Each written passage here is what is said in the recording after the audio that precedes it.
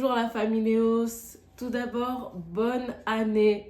J'espère que vous allez bien et je suis très contente de vous retrouver pour notre première soirée Néos de l'année 2025.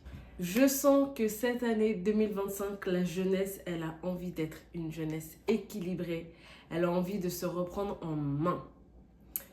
Et pour commencer cette soirée, je vais vous poser une question, juste histoire qu'on puisse se faire des rappels et qu'on médite ensemble la parole de Dieu.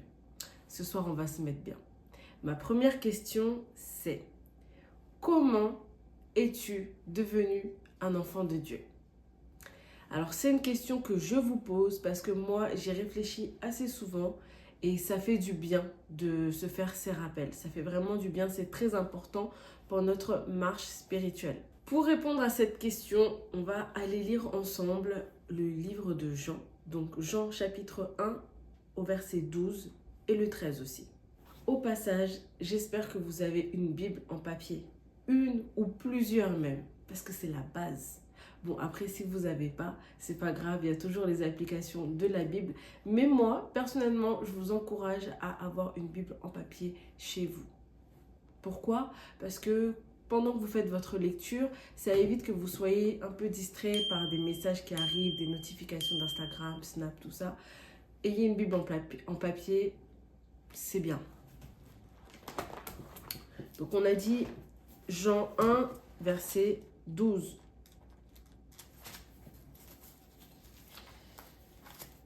Je pense que c'est un verset que vous connaissez déjà. Mais la parole, elle ne se lit pas qu'une fois. On y est. On y est. Mais à tous ceux qui l'ont reçu, à ceux qui croient en son nom, elle a donné le pouvoir de devenir enfants de Dieu, lesquels sont nés non du sang, ni de la volonté de la chair, ni de la volonté de l'homme, mais de Dieu. Alors tout d'abord, on parle de quoi? On parle de qui? Parce que ce verset nous dit on l'a reçu en son nom, elle a donné. Bon, si on remonte plus loin dans ce chapitre, on comprend directement qu'on parle de Jésus. Je vous laisserai lire cela. On ne va pas lire ça ensemble ce soir. Mais je vous encourage à lire tout le chapitre 1 du livre de Jean. On va lire ensemble aussi Galates chapitre 3, le verset 26 que j'ai déjà noté pour vous. Car vous êtes tous fils de Dieu par la foi en Jésus-Christ. Donc, en lisant le verset dans le livre de Jean et aussi dans la lettre aux Galates, qu'est-ce qu'on voit? C'est par la foi. C'est bien de se rappeler parce que des fois, on s'imagine qu'on doit encore faire des choses pour devenir enfant de Dieu, pour être sauvé. C'est par la foi. C'est par la foi. On reçoit. Et comment on peut en être sûr? Parce que des fois, on se pose la question, est-ce que je suis vraiment sauvé? Est-ce que je suis vraiment un enfant de Dieu? On va voir dans la parole toujours. Donc, Galates, chapitre 4, le verset 6.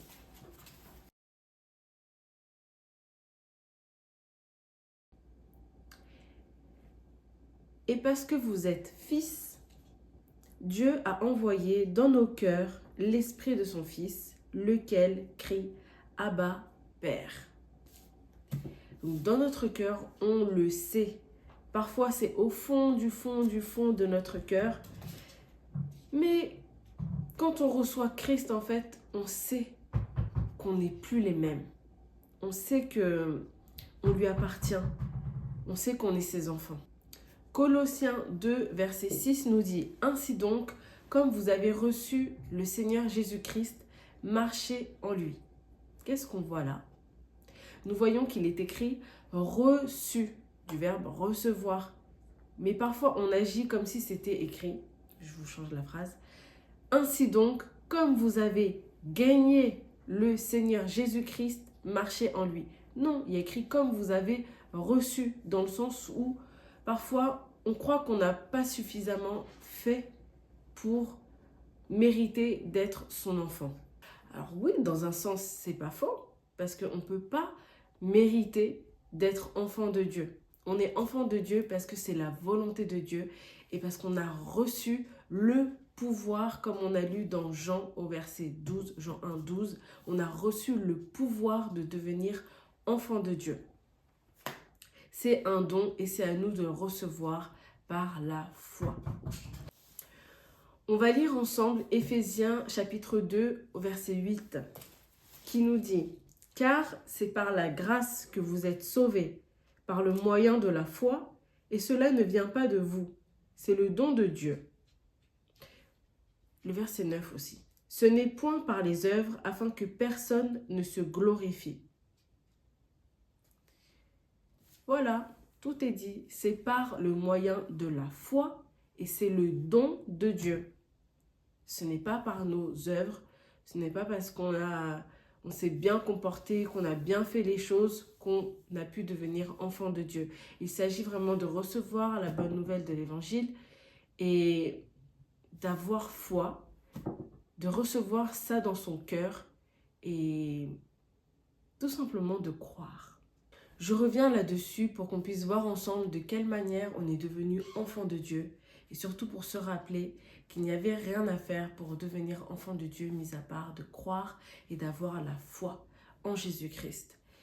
Et alors si tu es en train de te poser la question, est-ce que je suis vraiment un enfant de Dieu? Tu te poses la question parce que tu vois que ta vie, elle n'est pas forcément en accord avec la parole de Dieu. Je t'invite à relire les versets qu'on a lus ensemble et j'ajouterai un autre verset qui est Romains 10, le verset 9 qu'on va lire. Si tu confesses de ta bouche le Seigneur Jésus et si tu crois dans ton cœur que Dieu l'a ressuscité des morts, tu seras sauvé. Le verset 10, car c'est en croyant du cœur qu'on parvient à la justice et c'est en confessant de la bouche qu'on parvient au salut. Selon ce que dit l'Écriture, quiconque croit en lui ne sera point confus. Vous voyez, là encore, il dit, si tu crois dans ton cœur, c'est en croyant, c'est en confessant qu'on parvient au salut. Ce n'est pas par tes œuvres, ce n'est pas par tes actions. Bon, ça ne s'arrête pas là. J'ai une deuxième question. La deuxième question, c'est comment les autres peuvent reconnaître qu'on est enfant de Dieu? Comment? Pour répondre à cette question, je vais poser une autre question qui est comment reconnaît-on que tu es fille ou fils de tes parents, fille de ton père, fille de ta mère? Comment on reconnaît que vous êtes l'enfant de vos parents? Alors sur la terre, on dit souvent que on ressemble physiquement à nos parents, mais ça, c'est pas toujours flagrant. Alors l'autre moyen de dire qu'on ressemble à nos parents, c'est lorsque les gens nous disent « Ah, mais tu as le même caractère que ta mère, tu as le même caractère que ton père. » Ce que les gens peuvent donc observer comme ressemblance entre nous et nos parents, c'est le caractère et les actions qui découlent de ce caractère. Par exemple, moi, on m'a toujours dit que j'étais joyeuse, que j'aimais trop la fête, comme mon père et aussi comme ma mère. Et les actions qui ont découlé de ce caractère, d'être joyeuse, d'aimer la fête, c'était de faire beaucoup la fête. Parfois, on me dit que je ressemble physiquement à ma mère, parfois on me dit que je ressemble physiquement à mon père, et parfois on dit même que je leur ressemble par rapport à ma façon de manger, à ma façon de m'exprimer, aux aliments que je choisis. Vous savez, il y a des choses qu'on reçoit de manière innée et il y a d'autres aspects qu'on imite en fait de nos parents. Par exemple, moi, étant petite, j'aimais bien imiter ma mère sur sa mise en beauté. J'aimais bien mettre un peu de rouge à lèvres comme elle. En grandissant, j'ai commencé à faire des brushings comme elle, à porter des petites chaussures à talons comme ma mère. Et j'observais toujours ce qu'elle faisait. J'admirais sa mise en beauté, j'admirais sa manière de mettre son vernis. Et j'ai beaucoup imité ma mère tout au long de ma vie en grandissant. J'avais tout simplement le désir d'être comme elle et de faire comme elle. Et j'ai l'impression que plus on vieillit, plus on ressemble à nos parents, que ce soit physiquement, que ce soit dans le caractère, ou même parfois certains aliments, parce qu'il y a des choses qu'on n'aimait pas manger, nous, quand on était petits, et que nos parents raffolaient. Et en grandissant, nous aussi, on commence à les aimer comme eux. Donc voilà, je dis ça peut-être pour moi, je ne sais pas pour vous, mais voilà. Alors, on reconnaît qu'on est enfant de Dieu parce qu'on a les traits de notre Père céleste. Tout simplement, de la même manière qu'on a les traits de nos parents naturels, on a les traits du caractère de Dieu lorsqu'on devient enfant de Dieu. Alors tout ça c'est mignon, mais entre vous et moi, on sait bien qu'il n'y a pas que des choses mignonnes qu'on reçoit, qu'on hérite de nos parents ou qu'on imite. Et ce soir, je m'adresse à quelqu'un. Je te dis ce soir que tu n'es pas obligé de ressembler à tes parents. Tu n'es pas obligé d'avoir la même vie que tes parents, de faire les mêmes choix que tes parents, les mêmes erreurs que tes parents. Tu n'es pas obligé d'avoir les mêmes addictions que tes parents. Tu n'es pas obligé d'être dans la dépression comme ils l'ont été. Tu n'es pas obligé de vivre des échecs comme ils l'ont vécu. Et tu n'es pas obligé de vivre un divorce comme ils l'ont vécu. Tu n'es pas obligé d'avoir la même maladie qu'eux.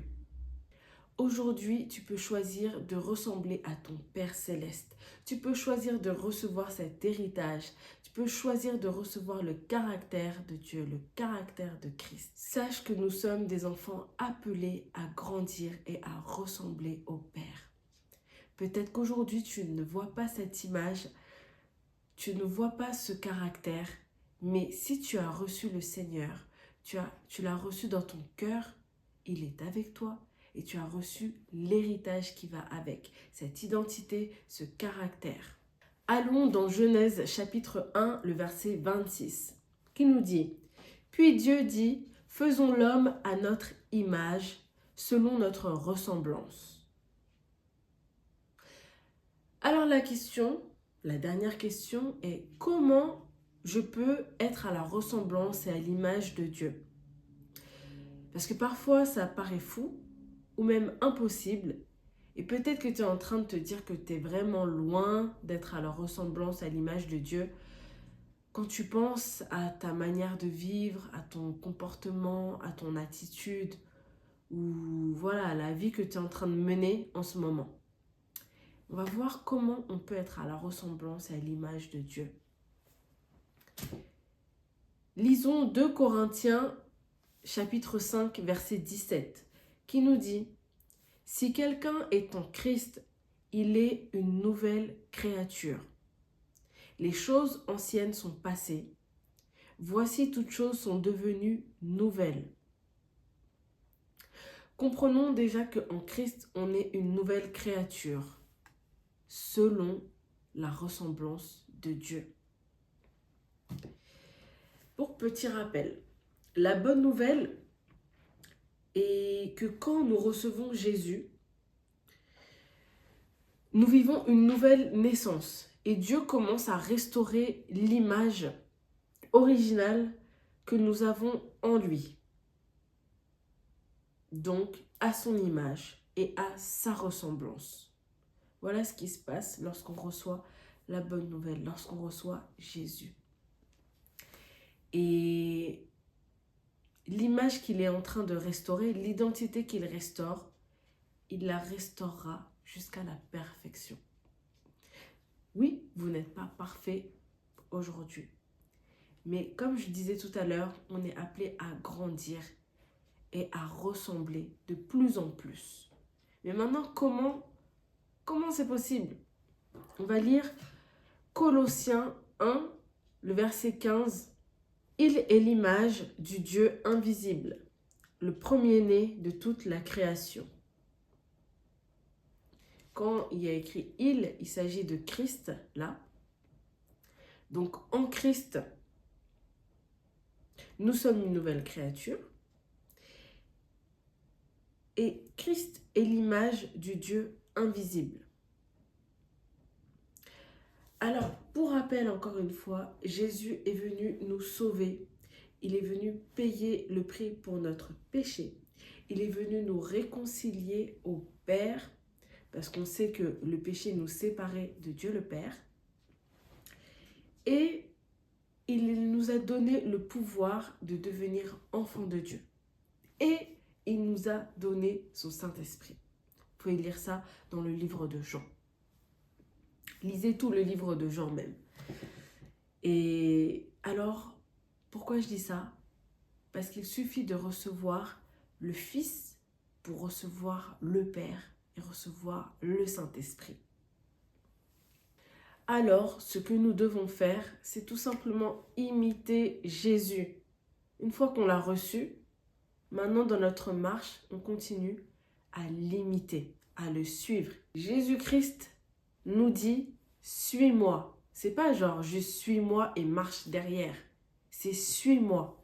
Apprends de moi, deviens comme moi, reçois-moi, fais comme moi. Nous devons imiter Jésus-Christ. Pourquoi? En fait, il est celui qui est venu nous révéler la vraie nature, le vrai caractère de Dieu. Alors, nous devons comprendre une chose très très importante. Il s'agit là d'être enfant de Dieu et pas de faire l'enfant de Dieu. C'est différent. Il faut bien qu'on comprenne ça. C'est très important que tu puisses comprendre ça parce que parfois, tu peux être déçu de ton comportement, tu peux être déçu de ta vie qui va dans tous les sens et parfois, tu peux être déçu parce que tu retournes dans ton ancienne vie. Mais tu dois comprendre qu'il s'agit d'être enfant de Dieu et pas de faire l'enfant de Dieu. Je vais prendre le temps de me répéter parce qu'il faut vraiment qu'on comprenne ça. Aujourd'hui, cette année 2025, il n'y a plus d'enfant bancal. On doit savoir qui on est en Christ. On doit vraiment recevoir cette identité. Et vous allez voir, on va marcher autrement. Parce que lorsqu'on sait qui on agit en fonction de cela. De ce caractère qu'on a reçu, découlent des actions. Et tout va changer. Donc lorsqu'on reçoit Christ, on devient enfant de Dieu et on demeure enfant de Dieu. Et tout ça par la foi. C'est en croyant. Ce qu'il nous demande, c'est de recevoir, croire et de persévérer dans cette foi. C'est la foi qui sauve. Mais c'est pas tout. Ensuite, le Seigneur, il attend quelque chose. Et je vais vous dire, il attend qu'on aille près de lui. Rappelez-vous que nous étions séparés de Dieu par notre péché et que Christ est venu nous réconcilier avec le Père. Donc aujourd'hui, nous avons la liberté de nous approcher de notre Dieu qui est saint. Et ça, peu importe ce qu'on a pu faire, peu importe les actions, les actes qu'on a commis. Nous avons la possibilité de nous approcher de Dieu. Et si tu as péché hier, tu peux venir à Dieu aujourd'hui. Et si tu as péché ce matin, tu peux venir à Dieu maintenant. Dieu désire qu'on puisse s'approcher de lui. Et peu importe notre état. Pourquoi? Parce que lorsqu'on va être à son contact, c'est là qu'on va être transformé. Plus on passe du temps avec Dieu, plus on passe du temps dans la prière, plus on passe du temps dans la parole, on passe du temps à lire la Bible, plus on le découvre, plus on le connaît et plus nous nous connaissons. Et plus nous savons à quoi nous devons ressembler. L'enfant de Dieu que nous sommes sera révélé et sera visible. Attention, il ne s'agit pas de sentir qu'on est enfant de Dieu. Il s'agit de savoir et de croire qu'on est enfant de Dieu. Voilà la famille, disons qu'on a fait l'introduction pour commencer cette année 2025 de la meilleure des manières, c'est en sachant qui nous sommes. Alors, vous avez tout maintenant pour vous rappeler que vous êtes enfant de Dieu, que vous avez le Saint-Esprit en vous. Et oui, même si vous n'êtes pas parfait. Il s'agit simplement de lui laisser la place, d'être à son écoute, parce qu'il nous parle. Il nous parle. Alors aujourd'hui, Laissons-nous conduire par l'Esprit.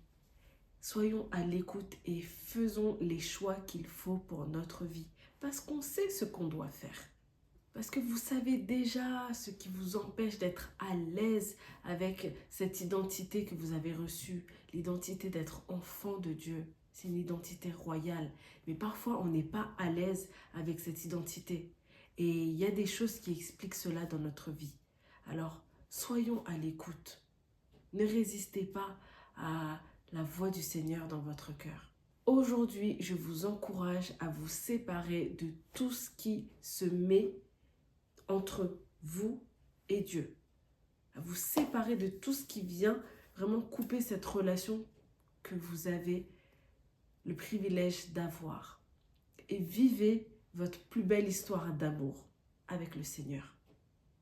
Et peut-être que vous entendez tout ce qu'on vient de dire pour la première fois. Alors je vous encourage à relire tous ces versets, tous ces passages dans la Bible. Et peut-être que vous avez replongé dans le péché. Alors je vous encourage ce soir à choisir, à sortir de ça, à demander de l'aide si vous n'arrivez pas. Peut-être que vous n'arrivez pas à réaliser que Dieu vous a déjà pardonné, que vous n'arrivez pas à voir que Dieu est un bon Père. Alors je vous encourage à relire aussi ces versets qu'on a vus. Et surtout, je vous encourage à lui en parler directement. Il se soucie de vous, il vous aime et il est là pour nous. Alors, avant qu'on se quitte, si jamais vous voulez recevoir le Seigneur Jésus-Christ comme votre sauveur, ce soir, je veux prier pour vous. Et si jamais vous avez déjà reçu le Seigneur dans votre cœur et que vous vous êtes éloigné et que ce message vous a touché, que ces rappels vous a chamboulé, vous a touché, je vais aussi prier pour vous. Ô Seigneur, Père Céleste, je te rends grâce. Je te dis merci pour ce temps. Merci pour ta parole.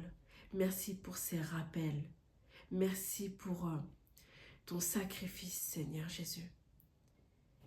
Ô Seigneur, je te remercie pour la vie de chaque personne qui a regardé cette vidéo. Et Seigneur, ce soir, je te remets, Seigneur, entre tes mains, ces personnes qui veulent te recevoir dans leur cœur, qui ont été touchées par cette parole.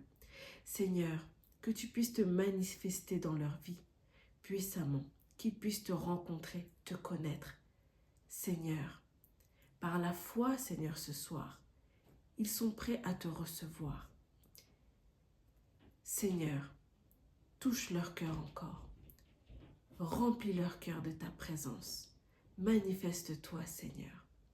Et je prie également, Seigneur, pour toutes les personnes qui se sont éloignées de toi, éloignées de ta présence.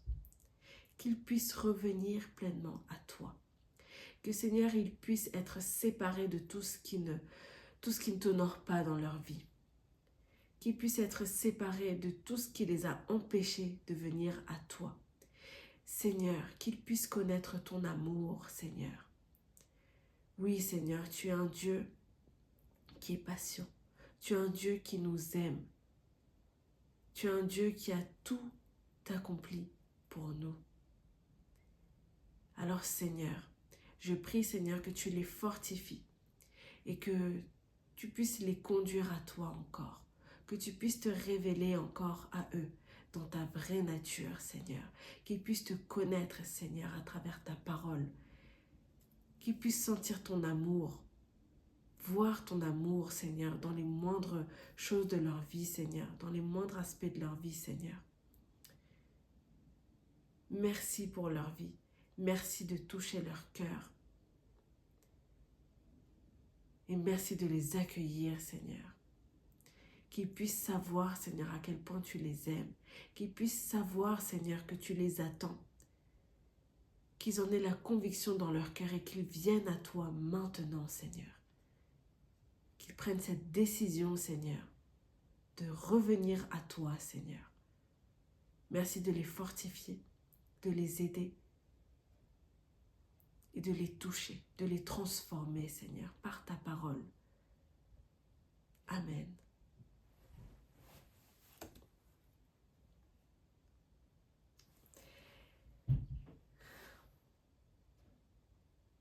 Et voilà, maintenant, je vous invite à faire la même chose que moi, c'est-à-dire, dès que cette vidéo sera terminée, je vous invite à prier pour vous-même, à prendre ce temps. Sachez qu'il n'y a pas de formule si jamais vous ne savez pas comment prier. Il s'agit vraiment de parler à Dieu de tout votre cœur, d'une manière sincère, en toute transparence. Vraiment, ne cherchez pas à dire de grandes phrases, de grands mots, ou même de prier comme une personne que vous avez déjà entendue. Non, priez avec vos mots, parlez à Dieu, dites-lui à quel point vous voulez revenir à lui, ou peut-être dites-lui que vous voulez tout simplement le recevoir dans votre cœur. Exprimez-vous, je ne vais pas vous dire ce que vous devez dire exactement, mais exprimez-vous de tout votre cœur et allez dans le lieu secret. Le lieu secret, c'est en vous-même. Fermez la porte, allez dans votre chambre, allez dans votre lieu secret, soyez en intimité avec le Seigneur et parlez-lui dans votre cœur. Ouvrez la bouche aussi, exprimez-lui. Rappelez-vous qu'il est avec nous, qu'il est présent. Même si vous ne le voyez pas forcément avec vos yeux naturels. Lui, il a promis d'être avec nous. Il est avec nous. Comprenez que recevoir le Seigneur, c'est reconnaître son état de pécheur. C'est se repentir, demander pardon, mais surtout recevoir le pardon pour nos péchés. Et si vous avez du mal à vous détourner d'un péché, peu importe lequel, vous pouvez aussi lui demander son aide. Vous lui dites simplement « Aide-moi, je n'y arrive pas ». Mais si vous avez le désir de, exprimez-lui, tout simplement. Et si vous sentez que vous avez besoin d'aide pour le faire, que vous voulez être accompagné, vous pouvez toujours nous contacter. Vous nous laissez soit un commentaire sur YouTube, soit vous pouvez nous contacter à notre numéro WhatsApp spécialement pour la jeunesse, qui est le 06 58 17 53 43. N'hésitez pas, si vous avez un sujet de prière, si vous avez des questions, si vous voulez accepter le Seigneur, écrivez-nous. Ne restez pas tout seul, écrivez-nous, on est là pour ça. Notre prochain rendez-vous sera le vendredi 17 janvier à 20 h, toujours sur notre chaîne Parfums Célestes. Et ce vendredi-là, je serai accompagnée de Laurie et de Chloé. Ça sera pour notre session La Good News pour une New Life. The Good News for the New Life. Alors, n'hésitez pas à inviter d'autres jeunes qui ne connaissent pas le Seigneur. Je ne sais pas, peut-être que vous avez envie de parler à des camarades de classe, mais vous ne savez pas trop comment exprimer votre foi ou parler de Jésus. Eh bien, invitez-les. Vous ne savez pas ce qui peut se passer. Il y a parfois des personnes autour de nous qui se posent des questions sur notre foi, qui voient les traits du Père en nous et qui se demandent comment ça se fait, qu'est-ce qu'il en est. Peut-être que parfois il y a des barrières. Ça peut être des barrières religieuses. Peut-être que ses amis, ils sont d'une religion et ils n'osent pas parler de votre foi avec vous. Mais vous avez juste à envoyer le lien. Peut-être que cette personne va regarder secrètement, vous ne savez pas. Ou bien même, peut-être vous avez des cousins, des cousines, des frères, des sœurs avec qui vous avez l'habitude de tout partager. Mais peut-être que pour vous, parler de Dieu, parler de la foi, c'est des choses un peu plus compliqué pour vous, pour l'instant, mais vous pouvez leur envoyer ce lien et les inviter. On va être là pour leur parler, nous, de Dieu et des choses peut-être que vous n'arrivez pas à leur exprimer pour le moment. Ce live est fait pour tous les jeunes qui ont besoin d'entendre la bonne nouvelle, qui ont besoin d'être sauvés et de vivre la vie que Dieu a prévue pour eux avec des plans de bonheur. N'hésitez pas à partager. gardez pas ça pour vous. Et je vous dis à très bientôt. Vendredi 17, notre prochain rendez-vous en live avec Laurie et Chloé. Soyez bénis.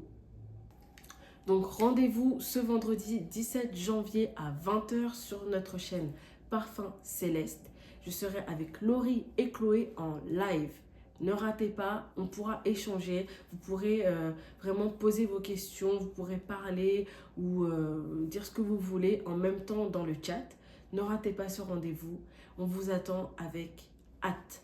Et ne partez pas tout de suite, j'ai un petit son pour vous là. Soyez bénis. Moi-même j'ai laissé je fais. Je vis le sel sur la terre. La soif de connaître mon père. Dans les ténèbres il est clair. Oui tout est carré, tout est clair. Il a brisé mes chaînes, brisé mes chaînes. C'est fini l'échec. Le Père Céleste m'a donné ses chèques. Depuis que c'est Dieu qui gère, je ne connais plus l'échec. Mes chaînes sont brisées, à lui la gloire pour les siècles des siècles. Tout est clair et tout est carré. Pour la guerre, je suis paré. Je suis en repère, je n'ai plus rien à perdre, mais j'ai tout à gagner. Tout est carré, tout est clair. Dans les ténèbres, il m'éclaire. Je suis fort quand je suis faible. Les plans de l'ennemi sont sans effet.